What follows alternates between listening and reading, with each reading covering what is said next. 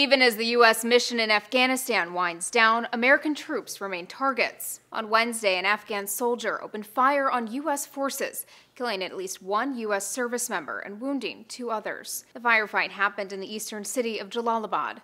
It followed a meeting between a U.S. official and a provincial governor. The shooter was immediately gunned down by American forces, according to U.S. defense officials who spoke with NBC. No word yet on a motive. The shooting appears to have been a so-called green-on-blue attack. Military speak for when an Afghan soldier or police officer turns his gun on coalition forces. The term relates to a color-coding system used by the military.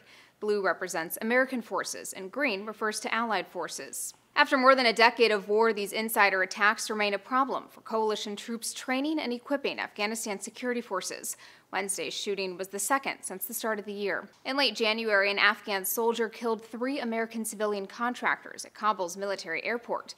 The Taliban claimed the soldier was one of its own who had infiltrated the army. The Long War Journal, a blog that monitors the global war on terrorism, keeps a running tally on the number of green-on-blue attacks by year. They began to increase in 2011, and by 2012, they accounted for 15% of troop deaths.